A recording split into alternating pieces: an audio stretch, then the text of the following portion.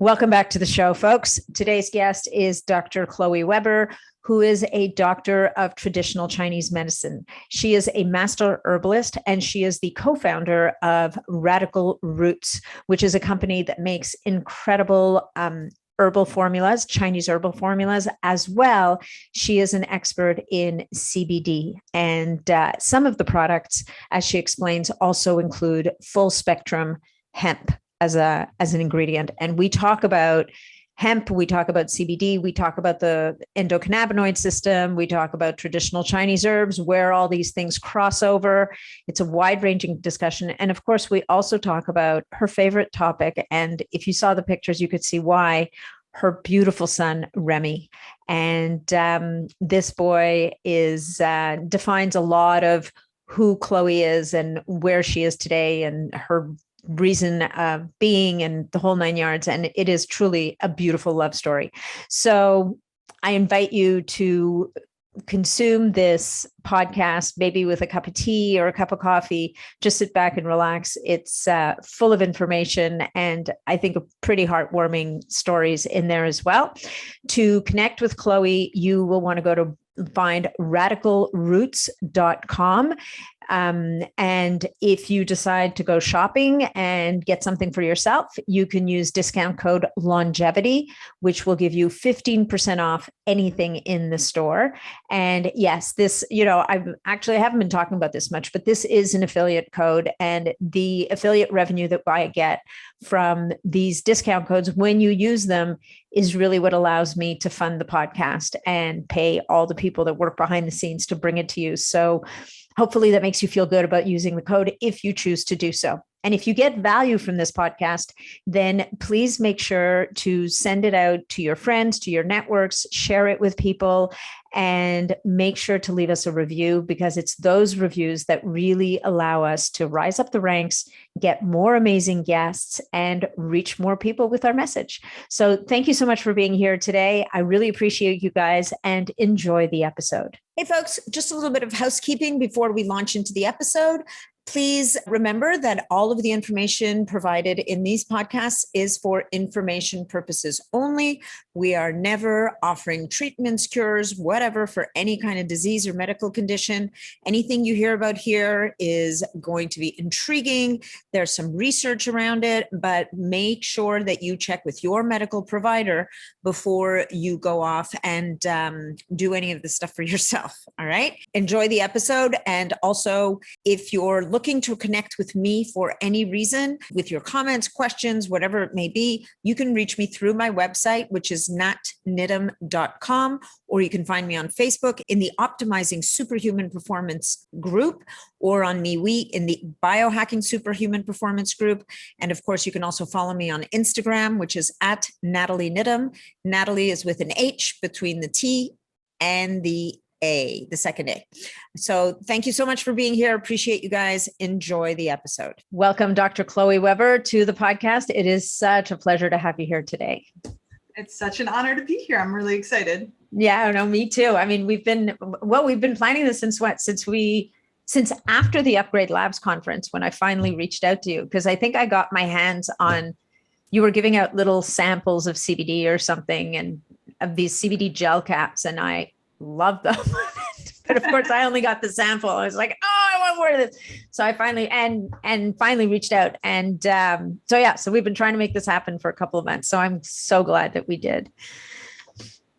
Yes, it's going to be fun. I love nerding out with you.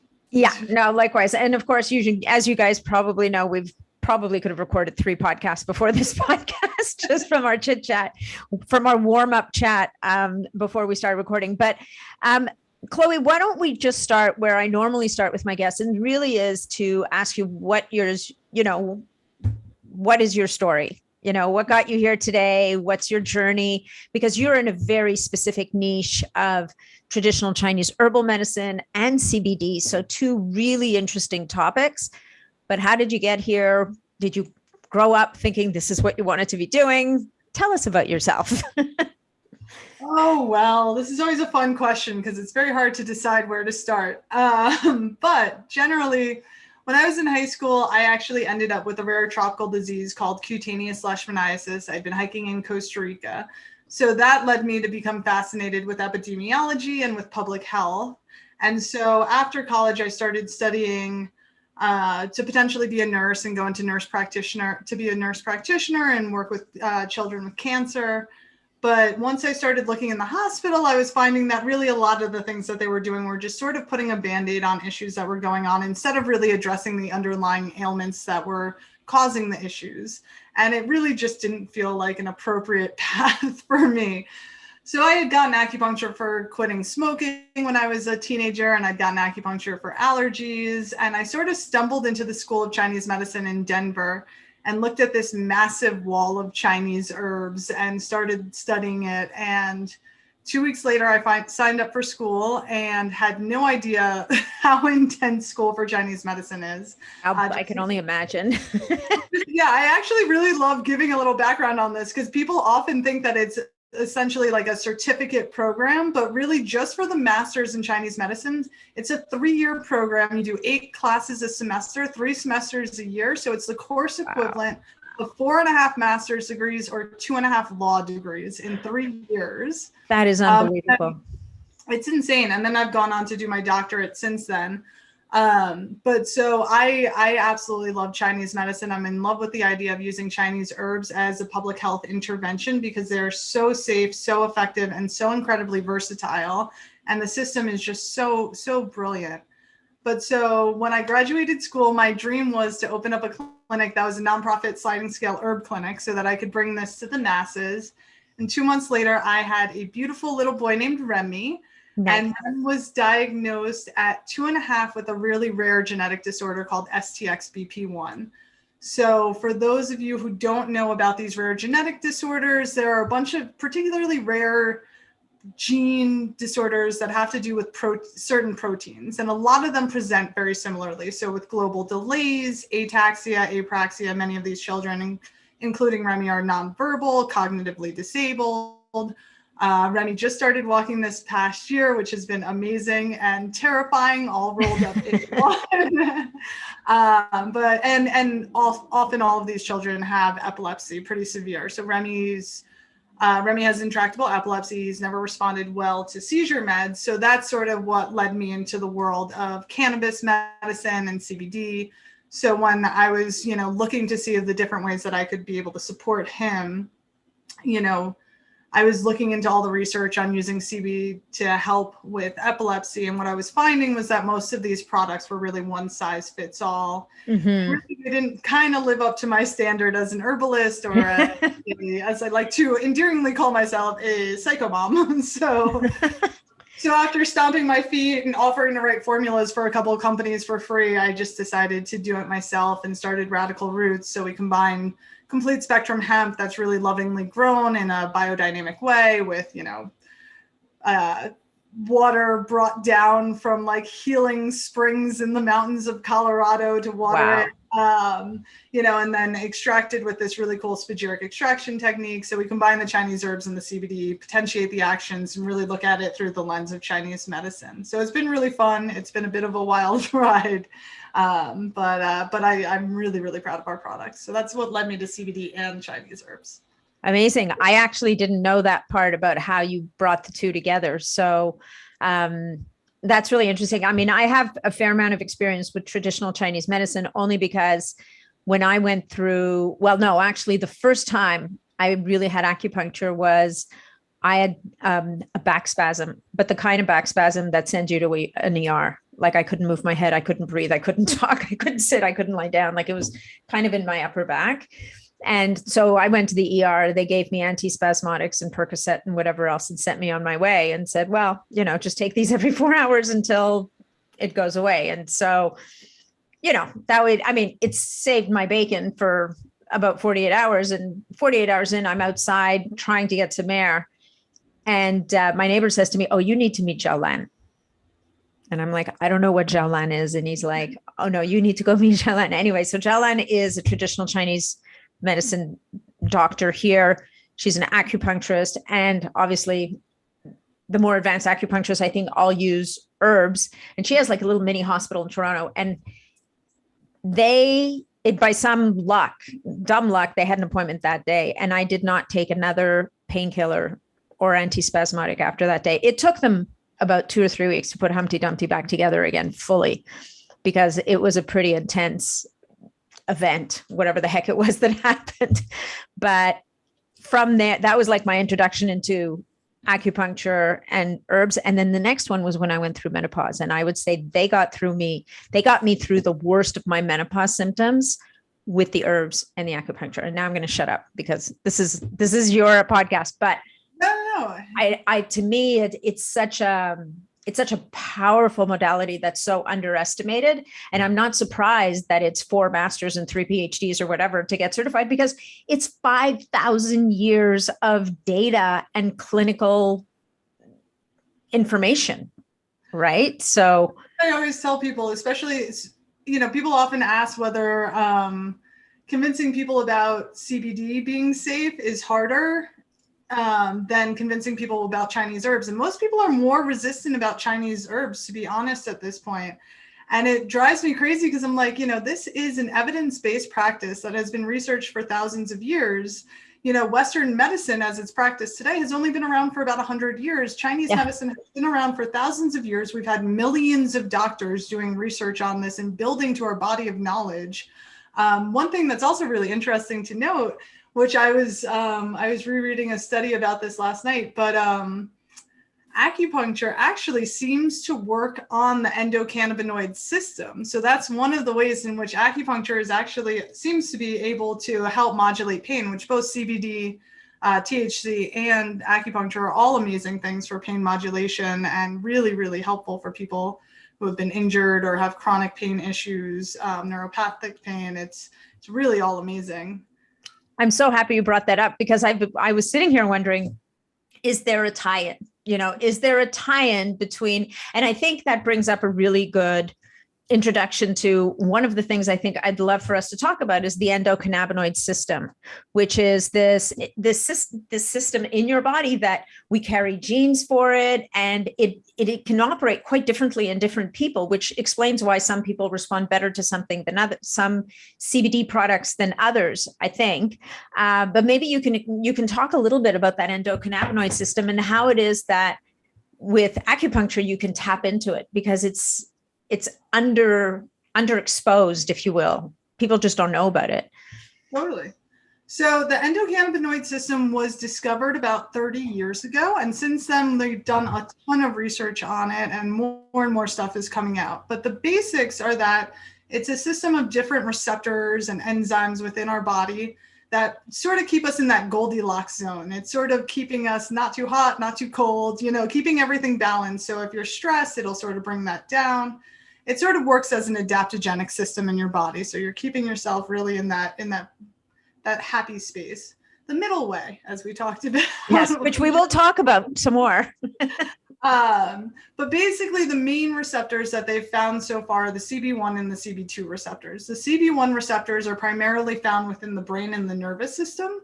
And those are acted directly upon by THC. So THC is a cannabinoid that's found in hemp or in cannabis that has the psychotropic effects, whereas CBD, which is we're hearing about, is also found in these plants but does not have psychotropic effects. Instead of acting directly upon the receptors, CBD actually increases the amount of endocannabinoids that are available. So basically these receptors are so the CB2 receptors, sorry, I got a little twisted there. The CB2 receptors are mainly found throughout the immune system, but throughout the rest of the body as well.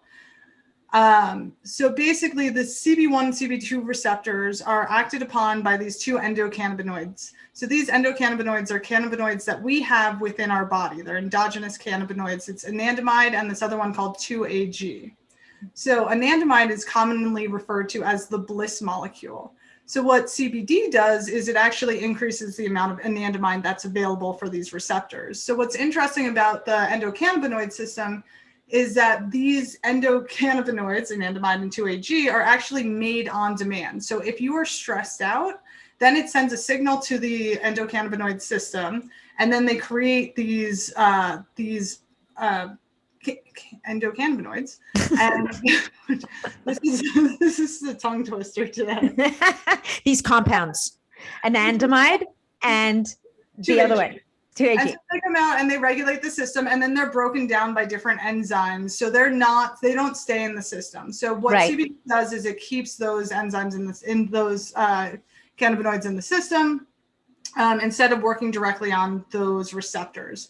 So that's one of the reasons why you want a full spectrum hemp extract, because you actually want a hemp extract that has a little bit of THC in it, because that THC acts on the CB1 and CB2 receptors directly, really potentiates the action of the hemp extract overall, makes it a safer, more effective product where you have to use less of it.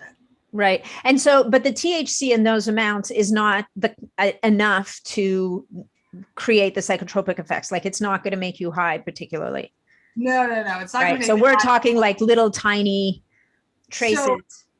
So Canada and the States, I believe it's the same in Canada. You can only have 0.3% THC in your products, which is next to nothing. You're not going to get high. I've tried taking like a whole bottle of my herbs. But one thing that is interesting and can lead to a shift in how people respond to it, and this is something we're going to get to, is this idea of endocannabinoid deficiency. So back in the day, we used to have hemp in our diets, as well as hemp used to be in the diets of our animals that we would eat, like chickens and cows and whatnot. So then we would have more cannabinoids in our food. So since they took hemp out of our diet completely, a lot of people seem to be at the state of endocannabinoid deficiency. And this actually seems to be tying into a lot of the autoimmune issues, inflammatory issues that are going on in our society. This is why I think that when hemp came out and CBD came out as a supplement, it had this massive flush of people who were just like completely blown away by it, because their endocannabinoid systems were just being turned on, because there's not very much else that's going to turn on the endocannabinoid system. Acupuncture does as well, because it can send, it can send signals to your nervous system to activate those endocannabinoids and release the anandamide and like help with those happy feelings, help with the pain relief, help with that regulation of the body, because that's really primarily what acupuncture does.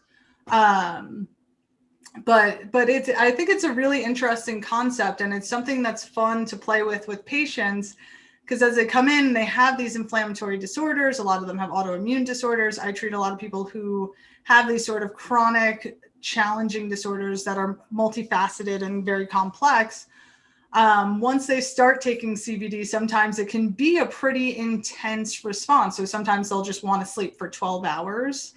Or sometimes, they get more energy, but it's interesting to watch. But I do think that a lot of it has to do with how deprived they are of cannabinoids. So I do tend to talk to people about their cannabis use. I also live in Colorado, to see sort of where they might be on that spectrum. Because if they haven't used any sort of cannabis and don't have hemp in their diet in any way, shape, or form, sometimes starting on a CBD supplement can be a little bit overwhelming for your system. So you just want to modulate it. So would eating hemp actually help to, does eating hemp, like hemp seeds, hemp hearts, right? Hemp hearts are readily available at the store. Is there any appreciable benefit to eating those hemp products? Or are you talking about something that's a lot more potent? Yeah, more concentrated. So if you're eating like the hemp plant, you would get more of it. The hemp hearts seem to have, I think it's great omega-3s and omega. Yeah. I love them. I think they're delicious also. They make a good hot cereal with chia seeds and stuff, actually. No, I feed them to my son a lot, but no, I think they're delicious. I think that they're great to eat, but no, more just like if you're eating the whole plant. And there's some companies that are starting to recommend juicing hemp, which is an interesting technique, because one thing that's interesting with hemp also is, so based on the extraction, you're going to get different cannabinoids. So while THC and CBD are the most well-studied ones and the ones that we look at the most, there are about 113 different cannabinoids in the hemp plant. And so we're just trying to find out what's going on with all of those. And so as you heat the hemp plant, the cannabinoids change from one to another. So they call it decarboxylation. It's really interesting, but it's also interesting to tie that back into Chinese medicine. Yes. Because with Chinese herbs, one of the things that we often do is for our Chinese herbal formulas, we'll have herbs that we'll cook in like vinegar or cook in honey to mitigate or potentiate or mitigate some of the either toxic effects or increase some of the effects that we're looking for. So it was always really interesting to me to see how much cooking hemp affects how the cannabinoids act and present in the plant and in the final product. And then it was just funny looking back and, you sort of think of like Chinese herbalists cooking things in honey and you're like, oh, what is this really doing? But then it's like probably a whole hell of a lot that we don't. Fascinating.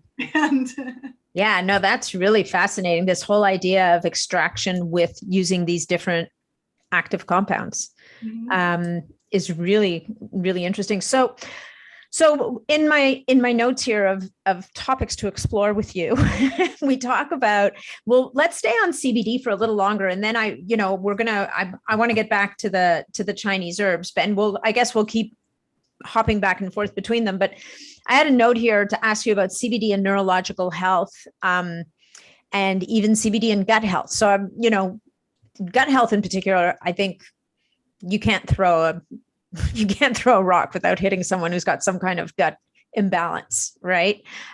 So that's a huge one, which as a result can often result in neurological issues or autoimmune issues or whatever the health may be. So if we believe and we know that the gut is the seat of health or lack thereof, we could start there and then move into the CBD for neurological health, if you don't mind. So maybe start with the gut health, how CBD. So again, I'm guessing endocannabinoids live in the gut. They do. Yeah. So, indeed, they're everywhere, it seems. It is pretty fun, I will say. If you ever feel like you're like, I'm curious what CBD does with, like the vagus nerve, like look it up. There's tons of research. Like that's amazing. Anytime I'm like, I wonder how it affects the eyes. Like, I find this whole list of research. So it's very, very cool. So in Chinese medicine, we actually have a whole school of medicine that's focused on gut health, the school of the spleen and stomach in Chinese medicine. Yeah. And so it's something that we've understood for a very, very long time, that the root of health is in your gut and that the gut affects the brain and how that's working. So I just absolutely love how much Western research reinforces stuff that these brilliant doctors figured out hundreds and thousands of years ago. But I found it really interesting how much CBD actually potentiates the gut, and really curious, especially since CBD is typically used for neurological disorders. So CBD actually, there's research showing that CBD actually tightens tight junctions. So it's going to help with leaky gut. It also helps modulate the immune response in the GI. So there's a lot of research coming out on how it can be effective with Crohn's or IBS. I've actually had patients get Palmetto Harmony is another CBD company, and they have suppositories. So you do rectal or vaginal suppositories with CBD, and that can be really, really effective for some people. It's not something that we've invested in with Radical Roots yet. We're a pretty small company, but it is something that people could also make at home with our products if they wanted to. But how else is CBD? CBD increases, I always say it wrong, but Monophylia akkermansia. Okay. Yeah. So specific gut bug. Yeah. Well, and that one's a gut bug that's being researched a ton, and it's one of the hot ones right now. So I find it interesting. It's not one that can be supplemented as like a probiotic, but it's one that sort of your gut needs to create. But that one actually has been researched in terms of the keto diet seems to potentiate that bacteria. Yeah. And that's part of the way that some research indicates that the keto diet may be helpful with epilepsy, or is helpful with epilepsy, but that may be one of the ways in which the keto diet is helping with epilepsy. And then there's research on that bacteria for MS as well, which is really interesting. There's just a research study that came out about MS potentially being a viral issue, which is that study's making the rounds, like the Epstein-Barr virus linked to MS, right? Is that the one? Yeah. I think the latent viral pathogens are really just so insidious in our population. So it's exciting to see that that's getting more research and more, it's hard to find these things. They hide the immune system in our bodies pretty well. But CBD also actually helps regulate peristalsis. Yeah. And there's CBD receptors along the vagus nerve, which is really interesting. And so it really ties in the whole gut-brain axis. And then there's a ton of research on CBD with colon cancer in terms of preventing and helping with treating colon cancer. So there's a lot that can go on there. How would they do that? Like, what would be the mechanism of action there? Potentially, do you think through the immune system, or it's got to be of the immune system, regulating the digestive function, reducing inflammation. And then I was reading a study about how the tumor microenvironment, like how CBD seems to modulate this tumor microenvironment. So, which I think is also interesting, because it's just tying into the idea of do we foster health, or do we do a one-off attack at something? It's like CBD just helps balance and strengthen the body, reduce inflammation, regulate the immune system in such a beautiful way that it's ultimately just, bring your body back to where it should be. And I think that that's what's happening on an acute level in these areas where there might be cancer as well. So again, there's research coming out on it. Obviously, I'm not making any claims or anything. But people should look into it. I have multiple oncology patients that I've been working with. I have one with a very severe glioblastoma that's been taking a ton of CBD. That's been really, really helpful. And there's some fascinating research on that. Again, things like this, everybody should be talking to their doctor and making sure that they're doing their research, and not a one size fits all or just a one-off recommendation. But there is some really, really interesting research coming out. But then as you move up the vagus nerve to the brain, CBD, it's an agonist of the 5-HT1A pathway, which is the same pathway that most SSRIs work on. So it increases signals through the serotonin receptors there. So that's really amazing. It also increases neurogenesis in the hippocampus. So the hippocampus stores a lot of our memories, right? So one of the reasons why CBD seems to be so effective in PTSD and veterans and, people like me who have a seizure kid, who have chronic traumatic stress disorder, which is the term for us special needs moms. CBD really helps regulate those memories and helps increase neurogenesis there, so that we're able to process those in a really healthy way. It also reduces inflammation in the brain, and then it acts as an agonist on the TRP channels, especially the TRPV1 channels, which regulate calcium channel modulation. So it's really cool. I mean, there's just so many different ways. It modulates a bunch of different ions in the brain. There's so many different ways that are coming out that are just fascinating. I mean, that's amazing. So help me understand this. So we said at the beginning, and I think one of the things you started with is that there's not a CBD. Like, there's going to be, for all these different things that we're talking about here, is it going to be different strains of CBD, or is it going to be different aspects of CBD? Is it going to be a different kind of CBD, or is it just, I go out and buy something that says CBD on it and I'm going to get all these benefits? And I'm guessing, I know the answer to that is no, because then you wouldn't have started the way that you did, which was you got sick and tired of getting the wrong stuff. So how do people know, like, how do you know what to get and what to do? I mean, I've got these pills downstairs from a company that claims they're going to make me happy. I'm like, okay, maybe, but how do you know it's going to make me happy? Because my brain chemistry is very different from the next person. Totally. So CBD is one molecule. So that is going to help regulate the endocannabinoid system, however you're getting it.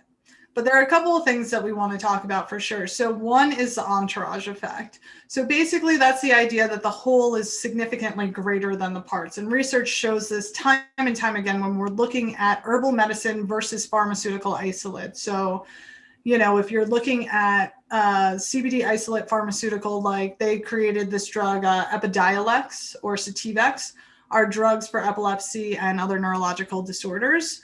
They've been brought out by GW Pharma.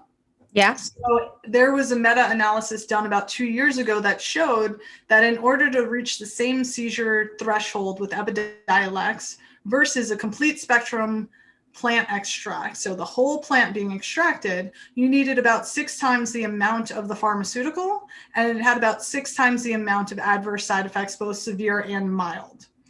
So doctors are much more comfortable prescribing these because A, they're covered by insurance, B, they're more regulated, which is absolutely true. Yeah. And C, it's more in their wheelhouse and whatever. Since CBD is being used as a pharmaceutical, it also puts a very big stranglehold on what we are able to say as herbalists and companies. Yeah. Because we can't talk about CBD as a product. So once a constituent is being used in a pharmaceutical, so now we can only talk about whole hemp extract. So that's why, like on my bottles, you'll see like complete hemp extract instead of CBD. You'll never see CBD on there. But some of the things to look for in terms of a good product. Yeah.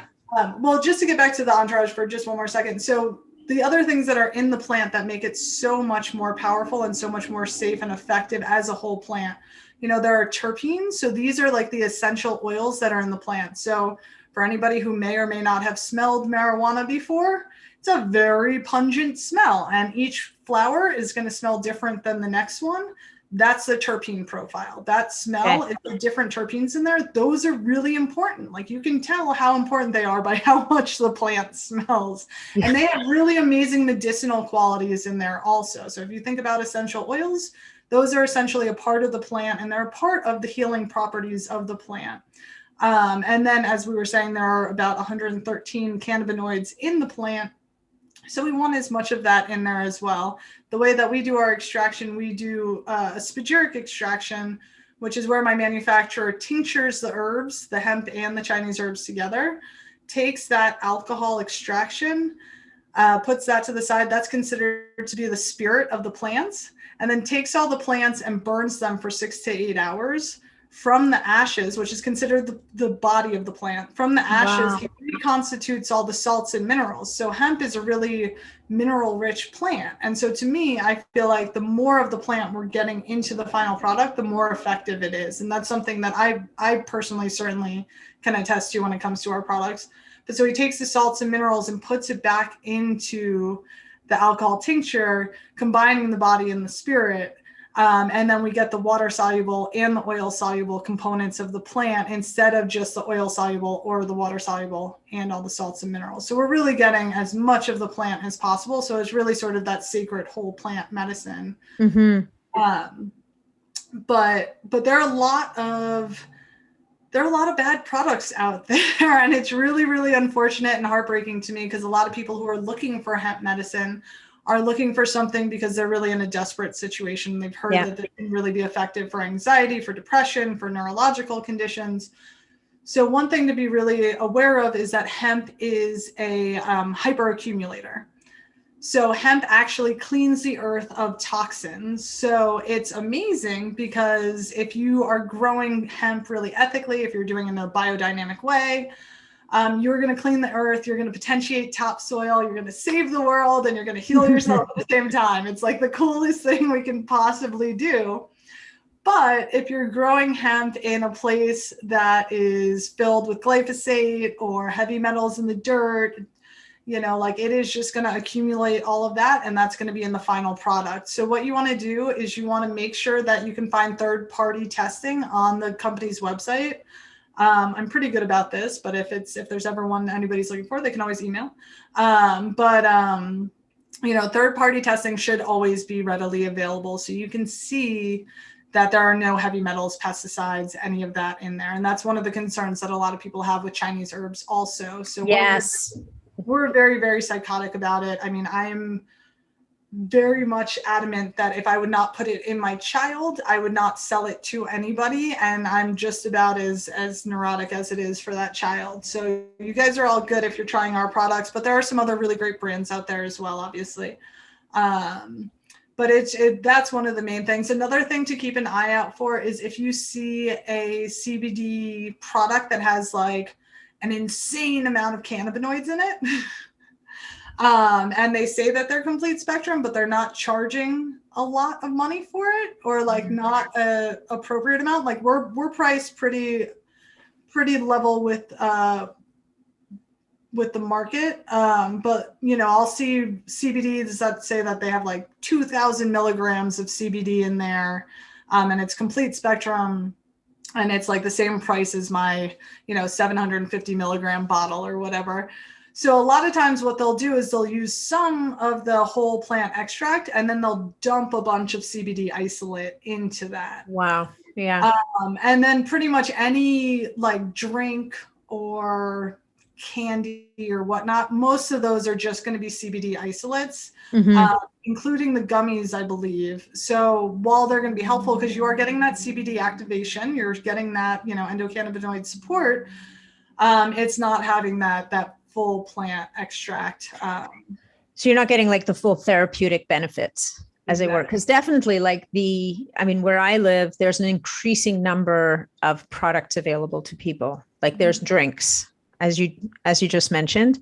So instead of having wine, you might have a CBD drink, which personally, if I had to choose, I would probably pick the CBD drink. And I don't, I'll have like a little bit and I'll be quite happy. I like to get to that kind of relaxed state that other people might do with wine. I don't happen to enjoy wine or alcohol much, so it's not my jam kind of thing. And so but I would imagine that as limited as it might be, it's still going to have some kind of benefits to the system that alcohol in some ways doesn't offer. No, I love my wine. Those of you listening to this, you should see her face right now. I'm like, I love wine. I'm not going to hate on it, but yeah, no. CBD. Obviously, a CBD drink, as long as it's not loaded with sugar and all sorts of toxins, natural flavors, of course, stuff, is going to be more beneficial. I just got an email about one that I was excited. I was like, oh, I got to buy this and try it. But yeah, getting those cannabinoids are going to be helpful no matter what. But as I was saying, you'll probably need a significantly higher amount to get the same therapeutic effects, or to get even close to the therapeutic effects of a high quality, complete plant extract. For sure. And you're not using it therapeutically, frankly. You're using it in the social situation to relax, not to heal your gut or, balance your neurological system or whatever the case may be. But it's nice to know that it's going to have it can offer some benefits without some of the downsides of alcohol. But I think, what's interesting is, and you've mentioned this a couple of times, there's still a stigma associated with CBD that alcohol, for whatever reason, doesn't carry, which is, I think, hilarious personally, because if you look at the damage that alcohol has done to society as a whole, it's a thing. Like, it's just huge. Well, yeah. You think about this past 2 years and like the levels of stress that people have been under. If you could take a choice between, a CBD drink or alcohol and like calm down and really support your system in a healthy way, even cannabis and smoking marijuana, like, is it for everybody? Is it for all day, everyday use? No, but it has very real medicinal qualities. I always talk to people, a lot of people are very hesitant about THC, but THC actually, since it acts on the CB1 receptors, is incredibly effective for a lot of the neurological conditions. So now we can actually look at it more therapeutically and more through the lens of science and herbology. So like for somebody like my son who has, catastrophic epilepsy, CBD doesn't totally touch it for him, but we could increase the THC amount and get a better response for him, most likely, because that's activating the CB1 receptors more directly. But what we can do is we can make a ratio where he's not going to be stoned, but he's actually going to get that CB1 receptor activation at a higher level than the 0.3%. And so that's what I find, and that's not what we're doing with Remy right now, but like for a lot of patients with MS, like I will have them take one of our tinctures and then get a THC tincture and then titrate it. So you're getting a little bit more of that THC, but you're not, you're still functioning. You're not getting stoned really. It might take a little bit of the edge off a bit or make things a little more shinily. But also for neuropathic pain or really severe pain, a lot of times you do want to increase that THC a little bit. But yeah, I absolutely, I think cannabis, as with everything, needs to be looked at through a cost risk benefit for each person and individualized. But in terms of cannabis versus alcohol, and certainly in terms of CBD versus alcohol, I mean, it's very clear that it's not only safer, but it's much healthier and has significant benefit for your body and mind. I love it. No, it's and I also I love the way you're talking about this in terms of personalizing this approach, in terms of finding that balance, the sweet spot for that person, so that you're not using a sledgehammer, for a tiny little finishing nail here. You're really going at it in a very precise, titrated way to hit that benefit for the person without pushing them over the edge. So I think that's, it just very often it gets lost. And, what's interesting is the sensibility you bring to this as an herbalist, right? And you're approaching CBD with the same sensibility as you would any other medicinal herb, which is a big difference. So going back to your herbal roots though, so there were a couple of things. There was CBD and pharmaceuticals we were going to talk about, because talking about how it can either augment or maybe blunt the effect of certain pharmaceuticals. Mm-hmm. Am I right about that? And like it'll interact, like it acts on your system as do the pharmaceuticals. Totally. So CBD actually, it's a potent inhibitor of the CYP3A4 and another pathway in the liver as well, which is where about a quarter of our drugs are metabolized. Yeah. So basically, if you have a medication that has a grapefruit warning on it, CBD is most likely going to increase the serum levels of those medications. So statins, calcium channel blockers, benzos, antihistamines, antiretrovirals, antipsychotics, beta blockers, and opioids are all drugs that you want to think about. CBD can increase the serum levels of that. Okay. So, A, you want to talk with your doctor if you want to be good and responsible. B, you can take them at separate times to be safe. And C, this is also a way that I've worked with other doctors and my patients in order to help patients wean off of some of these meds. Wow. So I know that a lot of people have gotten on SSRIs, even antipsychotics.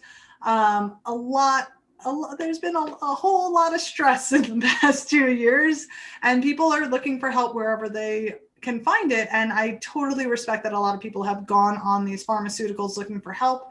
A lot of these pharmaceuticals have a tremendous amount of side effects and addictive qualities to it, and can impact your day-to-day life in other ways that were unforeseen. A lot of times the answer is just add more medications. And if people are looking for ways to go in the other direction, they could talk to their doctors about using CBD to help increase the serum levels of these medications, so they can start decreasing the amount of the medication that they're taking and help wean off of that, whether that's weaning off completely or using that as a bridge or a buffer towards something else. But it is something that people should be aware of, and it's something that's worked very, very well for me with my patients that have been on SSRIs who have been wanting to get off of them. Well, and I think it bears emphasizing that this is in collaboration with your practitioner and your doctor. Like you don't want to be kind of winging this necessarily on your own.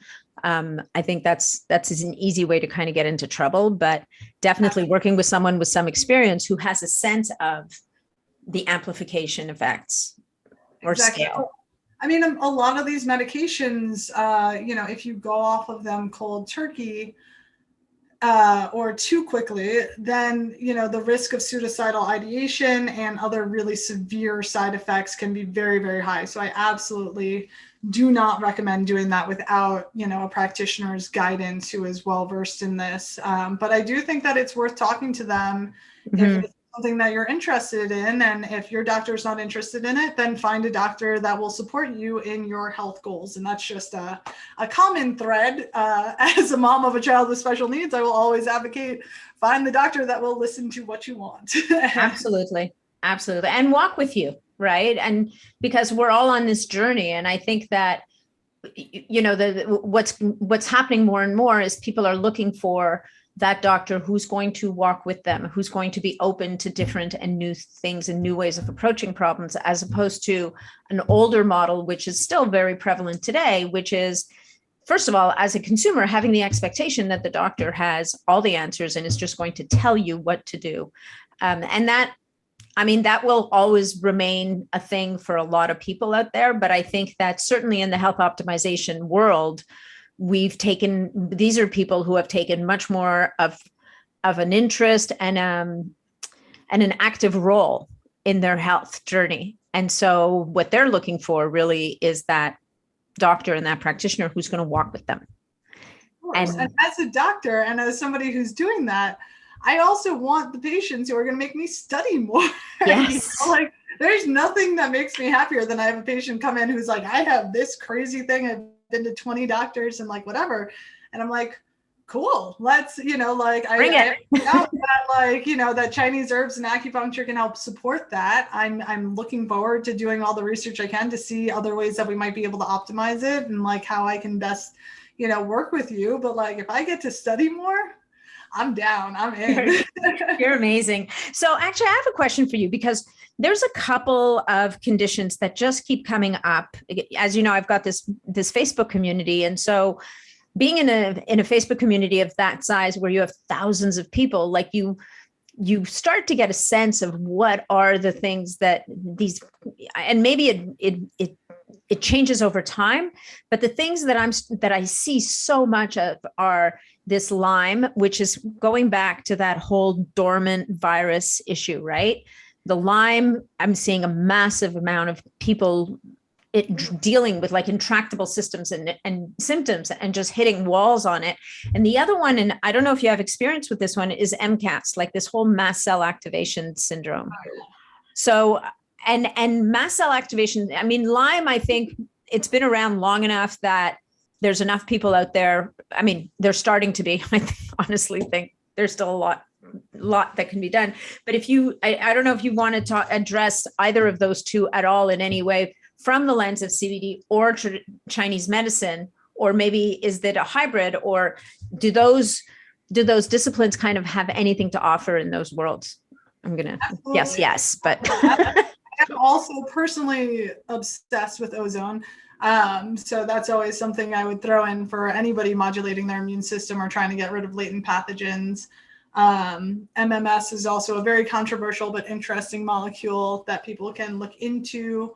One of Remy's doctors had chronic Lyme, and because she lived in Pennsylvania, and she has a book, Life After Lyme, and she worked with MMS a lot, and she's really, really brilliant. I respect her work a lot.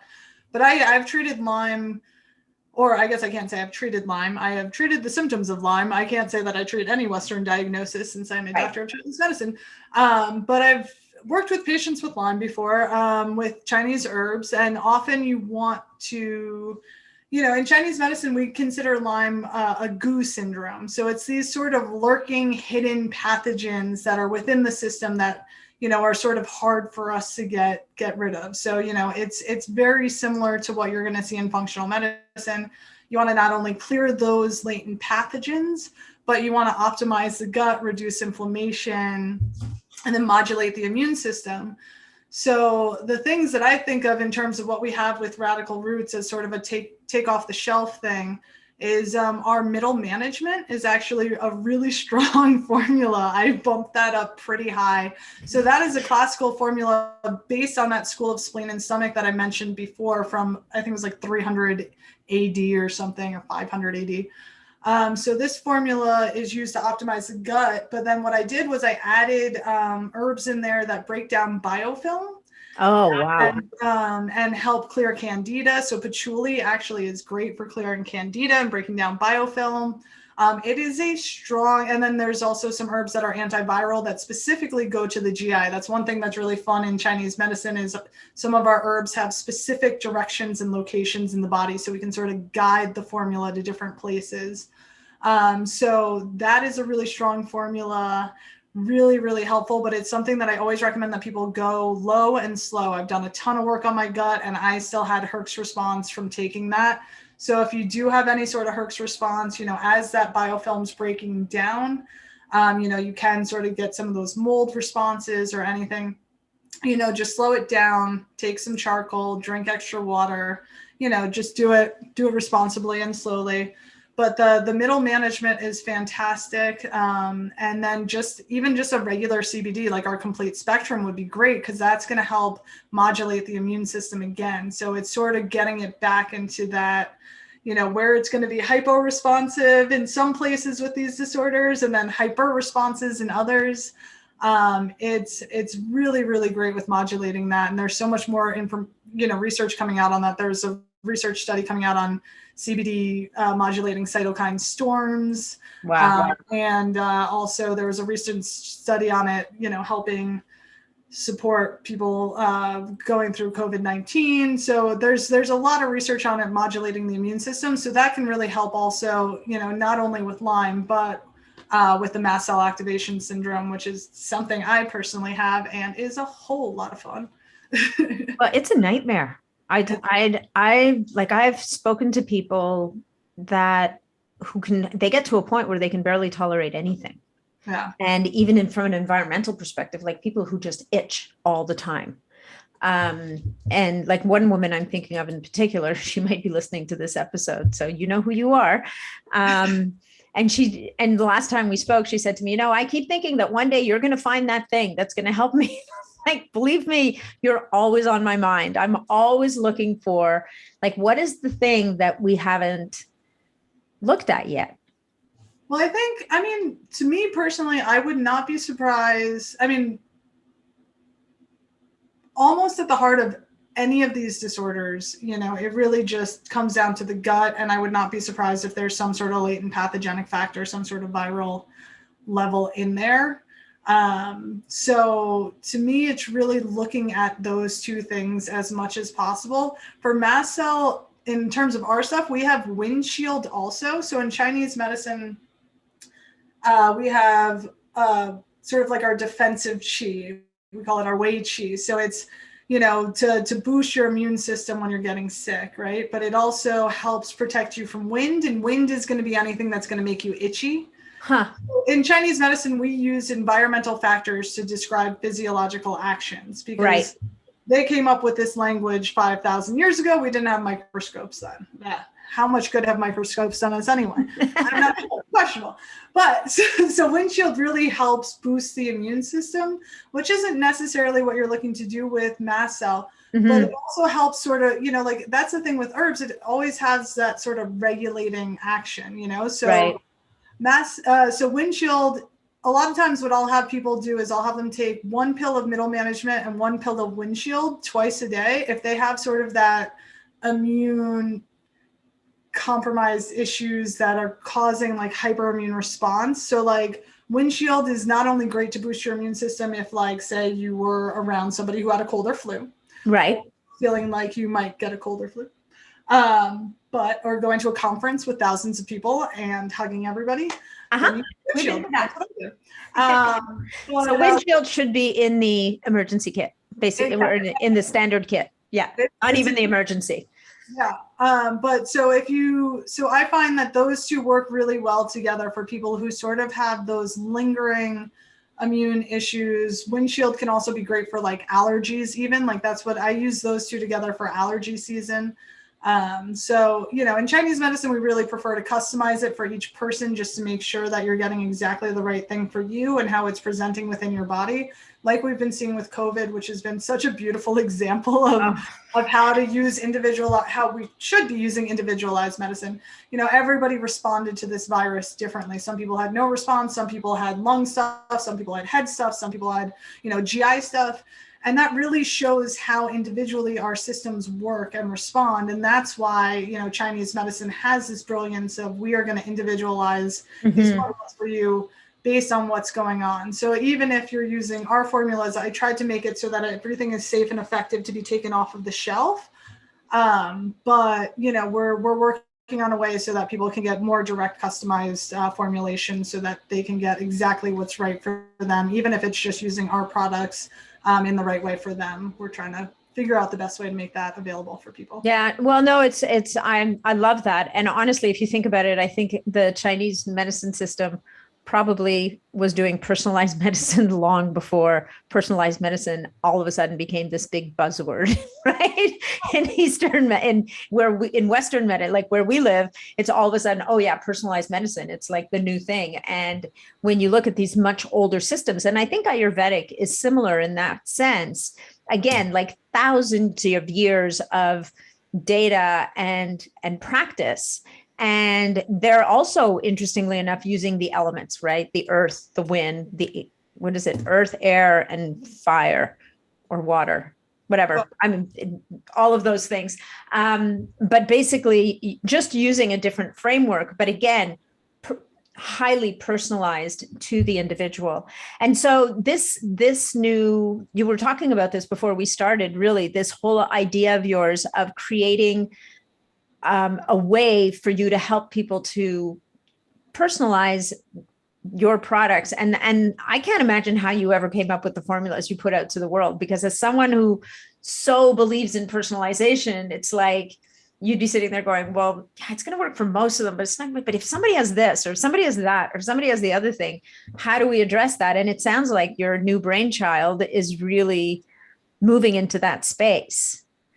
Yeah, I'm hoping so. So, well, with our formulas, what I did was, so in Chinese medicine, we look at things as underlying patterns of disharmony, right? It's not like a diagnosis. It's like, where's your pattern of disharmony? Where's your sort of weakness, right? So it's like, so insomnia is always an easy example to give. Some people have the monkey mind before bed. They can't go to bed. That's spleen Qi deficiency. That's more of a digestive weakness in Chinese medicine, where you're worrying, you're overthinking things. You might have some loose stools.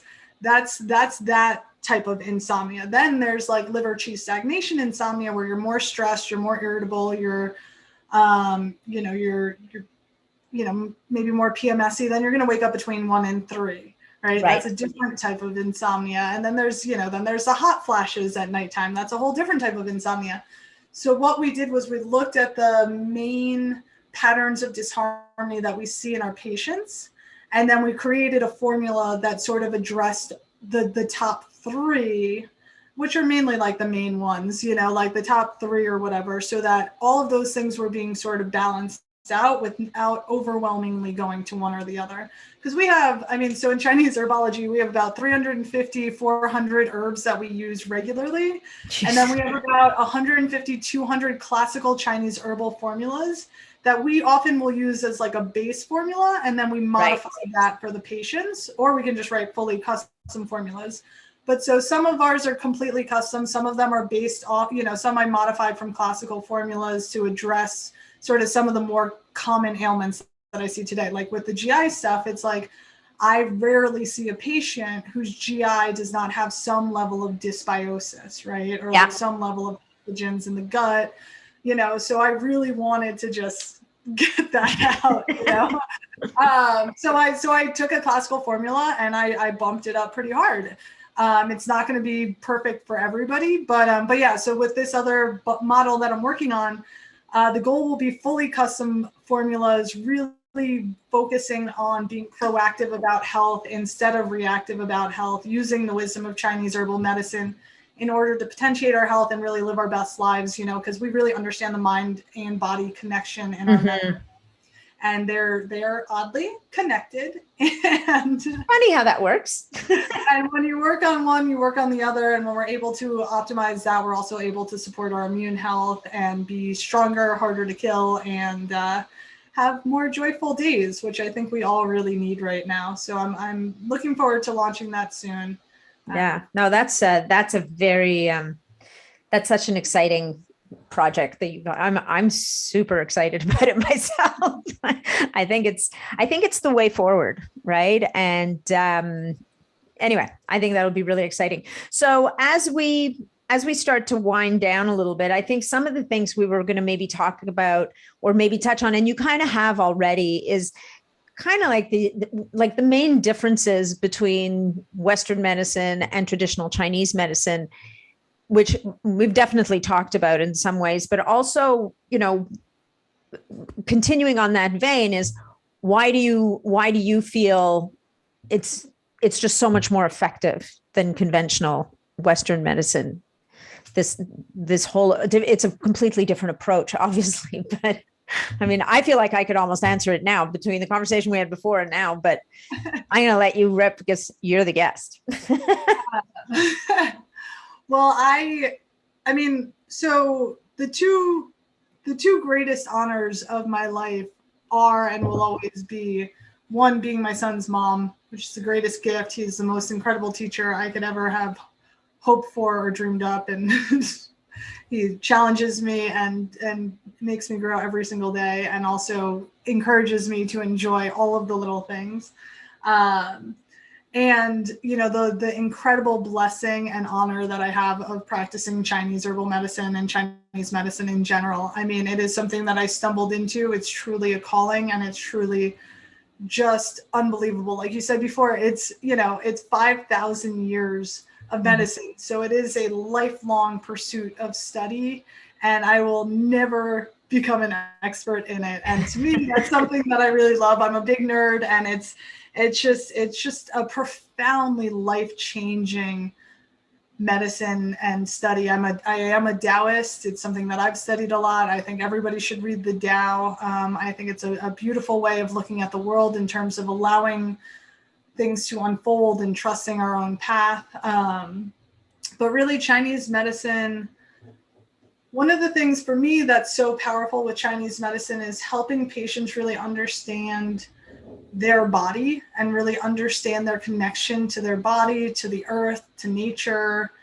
to how they're feeling. I mean, our society is so disconnected from our bodies that literally, and I say this often, there is a show, I did not know I was pregnant. I have a family member who had 2 children and did not know she was pregnant. Seriously. So it really, really happens in real life. And, I've been pregnant.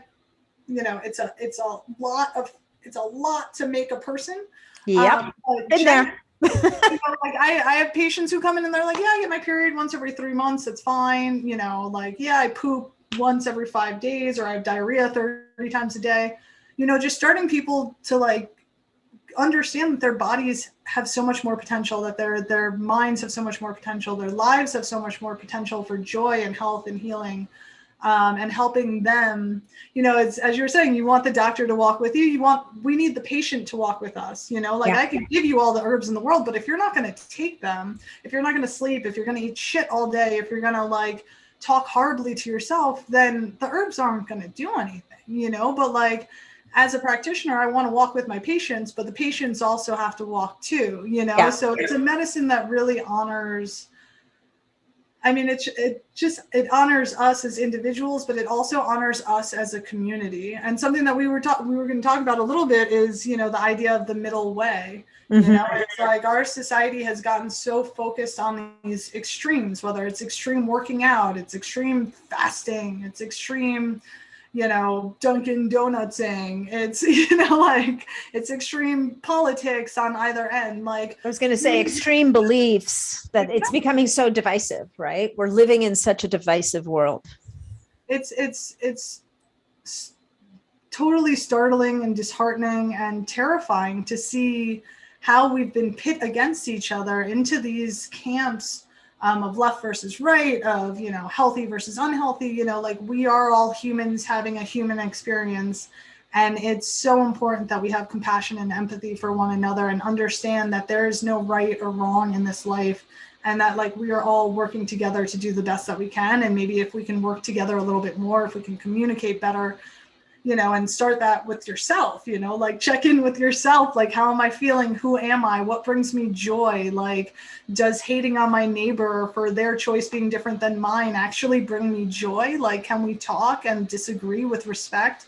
So it's a medicine that honors, ourselves, our communities, and nature in a really, really beautiful and profound way. So I think it has a lot of lessons that can be brought out to our society and really hopefully help heal a lot of the chasms that we're having, both in terms of health on a personal level and on a community level.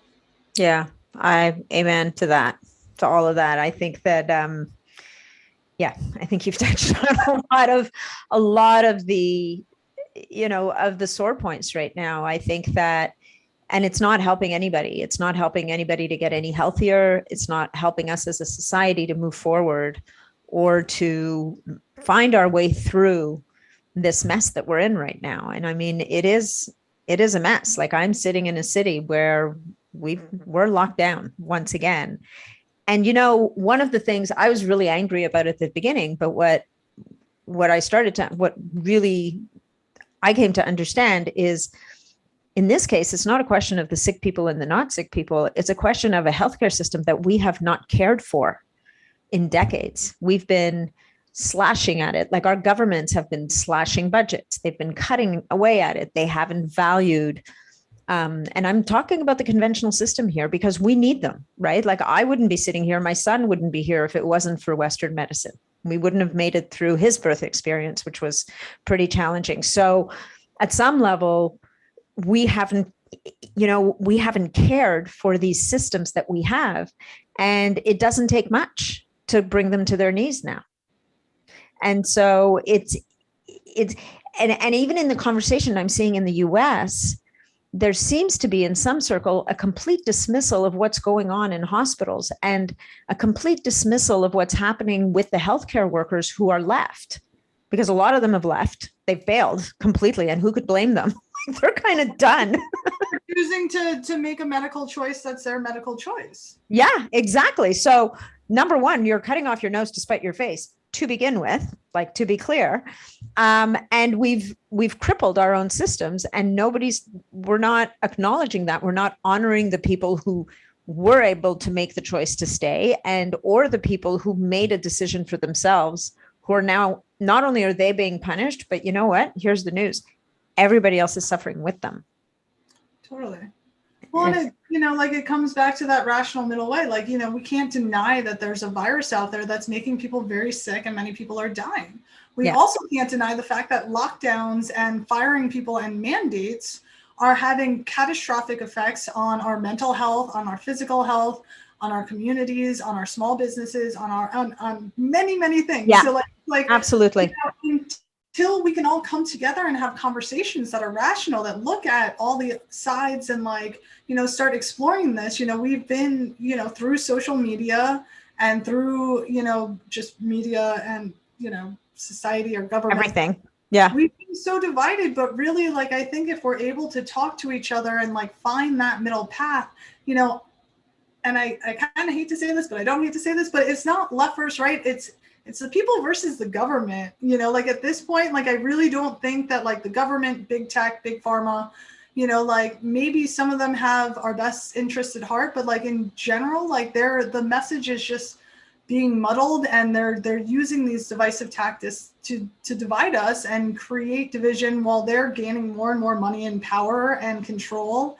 And, to me, it's we as people need to come together and respect each other's healthcare choices, whether you're going to get vaccinated, whether you're not, whether you're going to, choose to foster health or not. Again, we are all doing the best that we can with the information that we have, nobody can say for somebody what the right medical decision is. You have to make that decision, you and your doctor. I don't know. The whole thing has just gotten so insane. Well, I think the thing that you said, the middle way, which is the way of Chinese medicine, is being lost in all this. The nuance is being lost, and maybe part of it, when we look at the governments who are trying to, let's assume they're just trying to find a solution, the fastest way out of this, their belief, or for whatever reason, to them, they've completely let go of nuance and just gone at it with a very single-minded approach.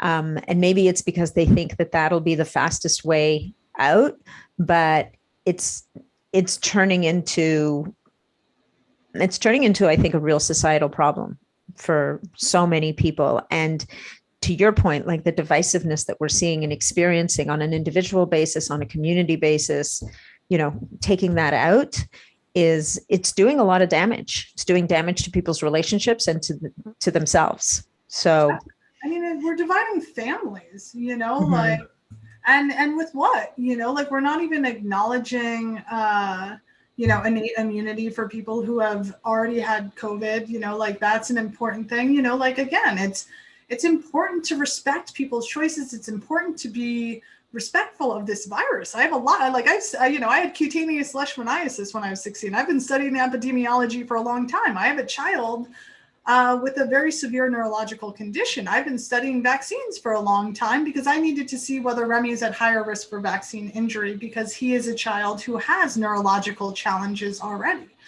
So I've been looking at all of these sorts of things for a very long time. And there are pros and cons to all of it. And again, it comes back to that individualized medicine and individualized choices, but it's, I think everybody needs to, at the heart of it, like take a deep breath, know that like, you are going to be okay, most likely, like take the actions that make you feel most safe, because the fear, I think, is one of the most insidious and horrific aspects of these past 2 years. Now, not only are we fearful of the virus, but we're fearful of our neighbors. I would go to the playground and there'll be kids there with their masks on and the parents are screaming at them to stay 6 feet away from each other. What are going to be the long-term implications of this for these children in terms of them fearing other people? What about the mirror neurons that young children need in order to develop parts of their brain that are fairly essential? Again, we just need to look at it from a broader scope. We need to have compassion for each other, and we need to like open up the discussion. And that's one thing, again, like if we look at Western medicine versus Chinese medicine, with Western medicine, we're really looking at this one compound, this one end game. We're looking at like, ending coronavirus, but we're not looking at the whole picture of what's happening on the other end, or, like, so people will often be like, well, what pathway does this herb work on? And I'm like, I don't know. It works on the body in this synergistic, beautiful way. And so I love nerding out on that. But like in Chinese medicine, it's such a more holistic view. And again, like not only of the body, but of our communities. And it just has so much wisdom to bring to all of us. Thank you. Yeah, no, I completely agree. And it's funny when you say, what one pathway does this work on? And we often forget that the body doesn't work in a pathway.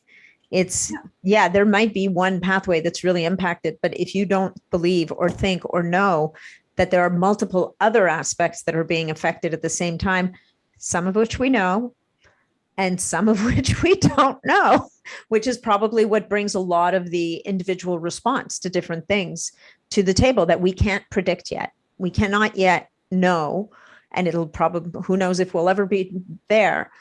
Maybe AI will get it and get us there. Maybe AI will be our undoing. Who knows? But at this stage of the game, the body is a system, and everything that we put on that system is going to affect the entire system. And to your point, with fear and stress, we both know that fear and stress are two emotions that can literally shut down a person's immune system. It can literally, it can make us sick beyond, or exacerbate the effect of any other pathogen on our body. So moving ourselves into a place where we can start to hopefully move past a lot of the fear and misery that's defined the last couple of years I think is going to be an integral part of our way out of where we are right now. Well, exactly. And I think if you take the steps that you can to feel as empowered as you can in your personal health, then that takes away a lot of that fear, and then, as I was saying, like, Chinese medicine uses the body as a microcosm of the macrocosm. So like it's what's going on in our bodies in terms of the fear is being reflected in our communities and our nations and the world right now. So like, again, like just, just be kind. Like if there's somebody in your neighborhood, if somebody's mean, if something happens, just remember that everybody's in a really, really difficult situation right now. I was mentioning to you before, I'm a single mom of a child with special needs. Like, lockdown, the pandemic, like this was just a Tuesday for me. Like everybody's like, oh my God, I'm so isolated. I'm like, for us, it's like, this is like, when Remy had to come home from school, that was clearly very challenging. But like in terms of like isolation, like us special needs families, like we have been doing this for years, like it's very hard to take a child like my son, like Remy doesn't even get invited anywhere ever. Right. But like taking him anywhere is a very significant challenge, especially as a single mom, but like the isolation that's come upon our society has incredibly detrimental effects on our mental health and our levels of fear and our immune system. So, I just really want to encourage people to just have compassion and patience for other people, send love in the way that you can, and try and be the light, be the joy, be the strength, that you can be, because we really need everybody who is in the place where they can shine that sort of light, really stepping up to sort of be that guiding force. Love it. Well, I'm with you. I lived that isolation for a very short time when my son was born because he was a preemie. And so I had one winter, which doesn't even compare to your world, but I had one winter after we finally brought him home from the hospital, where I had, they put the fear of God into me, saying, you are not to take this child into a mall. You're not to take him into a grocery store. Like, you got to stay away from people. Because at that time, his lungs were so fragile, I guess, that it wouldn't have taken much for him to wind right back up into the hospital. So it was a very strange time. And it's funny, I hadn't really thought about it until you just mentioned it now, that when you have a child that has certain guidelines that they have to live within, it redefines your world. And in my case, it didn't last very long. It was very short-lived. And so it wasn't that big a deal, but I can only, to extrapolate that to years, like it's a thing. Like it's a big thing.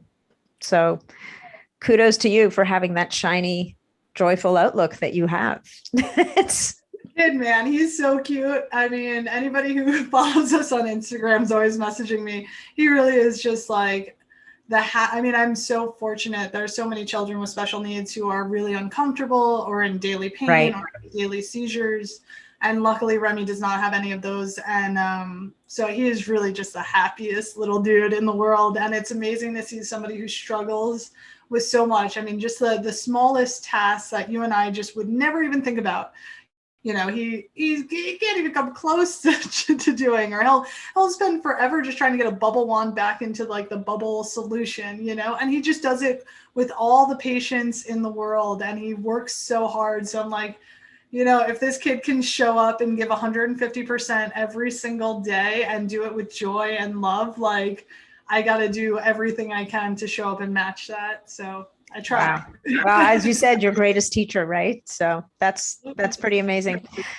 Well, Chloe, how can people find you and access your amazing elixirs and potions and whatnot? Elixirs and potions. I know. I fancy myself somewhat of a Hogwarts graduate, if you will. Yeah. Yeah, I would say that's well deserved. My website is radicalrootsherbs.com. You can find us on Instagram at radicalrootsherbs. If people have any questions about our products, it's really hard with CBD. We get shut down regularly. If we say anything that seems like a claim, like even for our flow state, which I wrote this formula, like classical Chinese formula has been used for centuries to support women's health. And my credit card processor got shut down for a month. So Come if you on. go to our website, you'll see that everything is very cryptic. It's like may sort of slightly induce sleep. So we try to make everything named after what it does. But if you have questions, you can reach out to me. I'm going to figure out a way that people can just get more recommendations on our products. I'm hoping to launch the private membership association, which will have the custom herbal subscription model pretty soon. So if you sign up at Radical Roots, you'll get an email about that. And then just in general, people can email me at chloe@radicalrootsherbs.com. Oh, and then for any parents who have children with special needs, I just compiled like a bunch of resources onto remy'srevenge.com. I'm not an affiliate of any of the things. It's just a bunch of the books and stuff that I started with that I would recommend so that other families have like a starting point. So. Love it. Thank you so much. Thank you. Chloe, this has been amazing. Thank you so much for taking the time today. And I hope that we get to do this again. And I don't know, maybe in the fall, once you've launched the Private Members Association, which by the way, I love the PMA, we can chat again about that. Sounds great. I'd love to. Thank you so much. Thank you.